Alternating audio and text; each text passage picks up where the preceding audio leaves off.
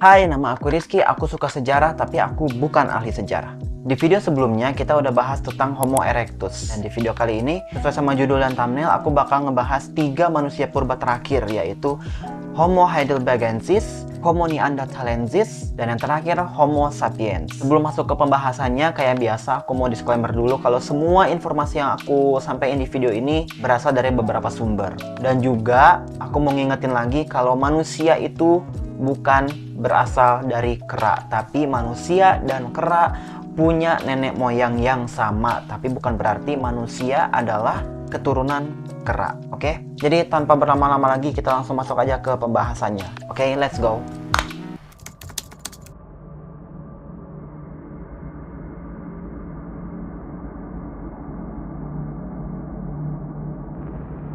Yang pertama aku mau ngebahas dulu tentang Homo heidelbergensis.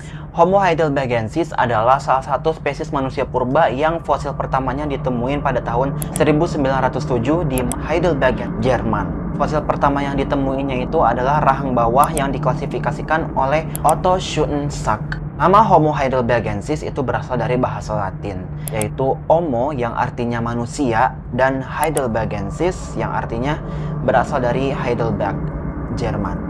Spesies ini tuh dianggap sebagai transisi dari spesies Homo erectus ke Homo sapiens, dan juga ada kemungkinan bahwa spesies ini tuh merupakan nenek moyang dari Homo neanderthal di Eropa dan manusia modern di Afrika. Awalnya Homo heidelbergensis ini adalah salah satu dari subspesiesnya Homo erectus. Tapi seiring berkembangnya ilmu pengetahuan, Homo heidelbergensis diklasifikasikan sebagai spesies manusia purba tersendiri yang hidup pada masa Pleistosen tengah. Secara fisik, ciri-ciri Homo heidelbergensis ini lebih maju daripada Homo erectus. Kenapa?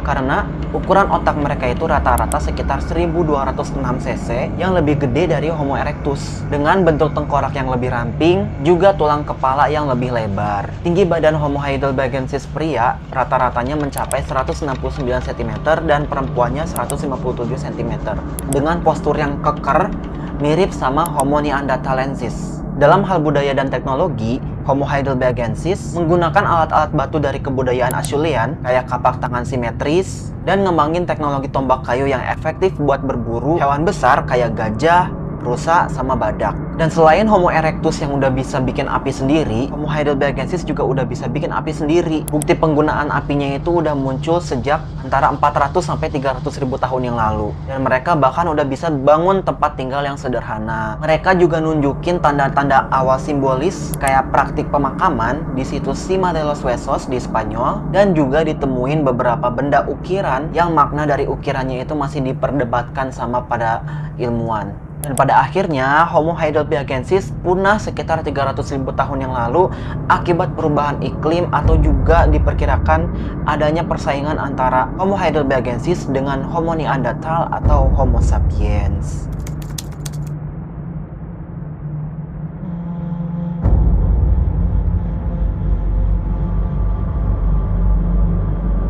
Kedua adalah Homo neanderthalensis atau Homo neanderthal. Homo neanderthalensis adalah spesies manusia purba yang ditemuin di lembah Neander, Jerman pada tahun 1856 oleh seorang arkeolog Irlandia bernama William King.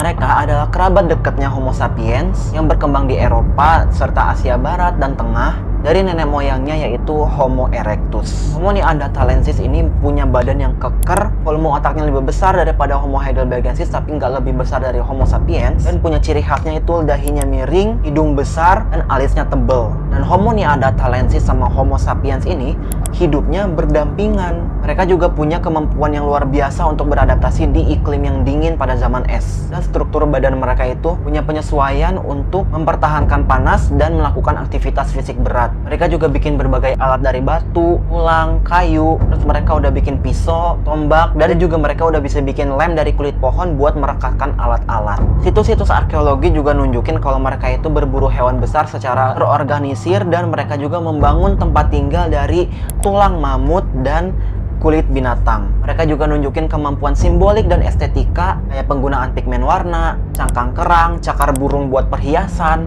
dan juga jejak seni di dalam gua yang nunjukin adanya ekspresi budaya dan sosial. Dalam hal makanan, Homo neanderthalensis ini dikenal sebagai pemburu dan pengumpul yang sangat adaptif.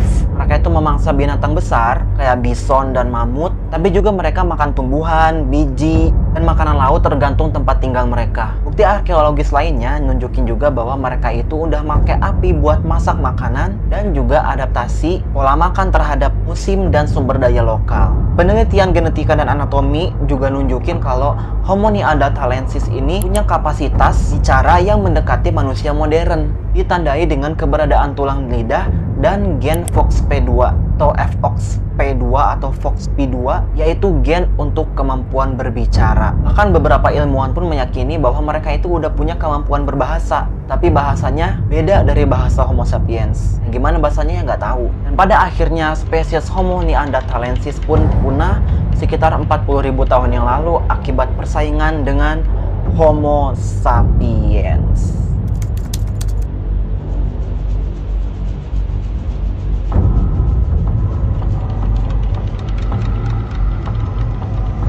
Dan yang terakhir adalah Homo sapiens. Nama Homo sapiens berasal dari bahasa Latin, yaitu Homo yang artinya manusia dan sapiens yang artinya bijaksana. Jadi Homo sapiens adalah manusia yang bijaksana atau manusia yang cerdas. Homo sapiens berasal dari keluarga kera besar dan mulai berevolusi dari Australopithecus sekitar 2,3 juta tahun yang lalu, memunculkan spesies seperti Homo habilis, Homo erectus, sampai akhirnya Homo sapiens sekitar 300.000 tahun yang lalu di Afrika. Spesies Homo sapiens menyebar ke seluruh dunia dalam dua gelombang migrasi besar. Gelombang pertama berlangsung sekitar 70.000 sampai 100.000 tahun yang lalu, waktu Homo sapiens mulai nyebar ke berbagai wilayah di dunia kayak Eropa dan Asia. Dan gelombang keduanya terjadi sekitar 35.000 sampai 65.000 tahun yang lalu, waktu Homo sapiens nyampe ke Australia pakai perahu. Dan mereka juga sempat kawin sama Homo neanderthalensis dan juga Homo denisovans. Sekitar 12.000 tahun yang lalu, Homo sapiens mulai bercocok tanam dan memicu munculnya pemukiman tetap dan peradaban awal kayak Sumeria dan Mesir. Kemajuan di bidang ilmu pengetahuan, teknologi, dan organisasi sosial terus berkembang walaupun beberapa peradaban runtuh. Setelah peradaban Romawi runtuh, muncullah kerajaan-kerajaan besar dan pengaruh agama. Era modern dimulai dengan Renaissance, diikuti dengan revolusi industri, kolonialisme, Perang Dunia I dan Perang Dunia II, sampai sekarang Homo sapiens hidup di era digital dan artificial intelligence atau AI atau kecerdasan buatan. Oke, akhirnya segitu aja dulu video aku kali ini. Emang agak pendek, tapi walaupun pendek, aku harap video kali ini tuh bisa setidaknya menambah wawasan kamu tentang manusia purba. Dan kayak biasa, aku mau ngucapin terima kasih banyak buat kamu yang udah nyempetin waktunya buat nonton video ini dari awal sampai akhir. Kamu minta maaf sebesar-besarnya kalau ada kesalahan kata, kesalahan informasi, atau kekurangan informasi. Dan kamu yang lebih ngerti tentang Homo heidelbergensis, lebih ngerti tentang Homo neanderthalensis atau Homo sapiens, boleh banget komen di bawah buat koreksi ataupun tambah-tambahin yang kurang. Tapi kalau kamu suka sama video ini, jangan lupa klik like, subscribe, dan juga share ke teman-teman kamu supaya kita bisa menambah wawasan tentang sejarah dunia. See you on next video, see you later, and bye-bye.